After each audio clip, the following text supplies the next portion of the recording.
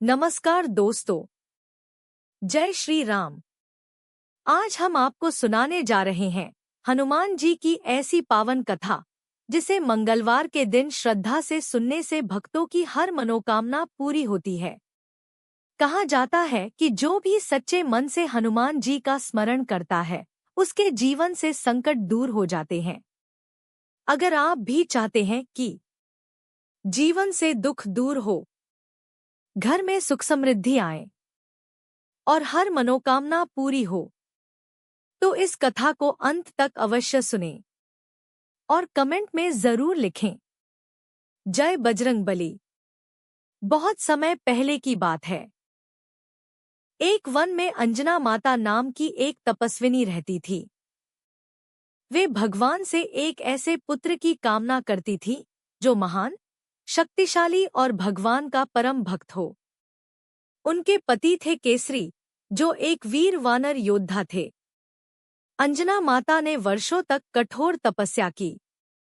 उनकी तपस्या से प्रसन्न होकर भगवान शिव ने उन्हें वरदान दिया कि उनके घर एक दिव्य पुत्र जन्म लेगा, और उसी वरदान के फलस्वरूप जन्म हुआ पवन पुत्र हनुमान का।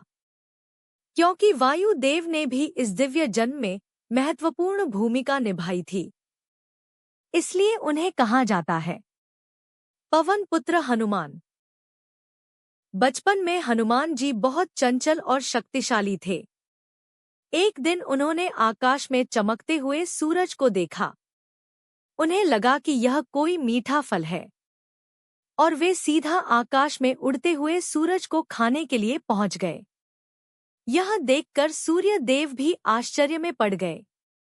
तभी देवराज इंद्र देव ने अपने वज्र से हनुमान जी पर प्रहार कर दिया, जिससे वे पृथ्वी पर गिर पड़े।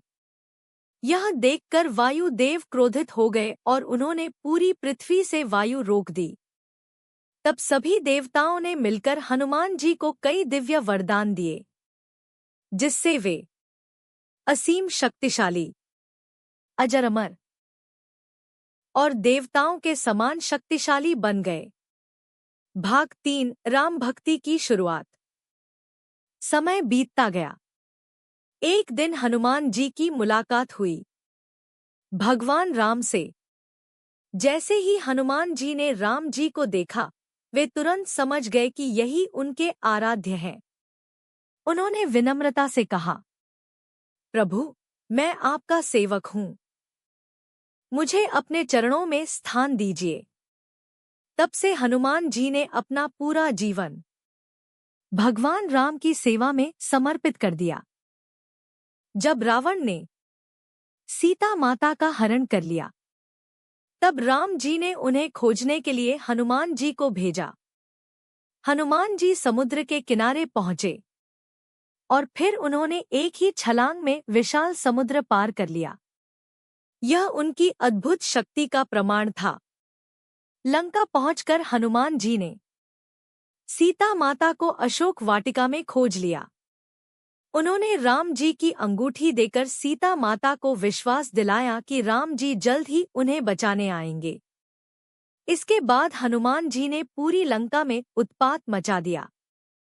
जब रावण के सैनिकों ने उनकी पूंछ में आग लगा दी, तो उन्होंने उसी आग से पूरी लंका जला दी और फिर वापस राम जी के पास लौट आए।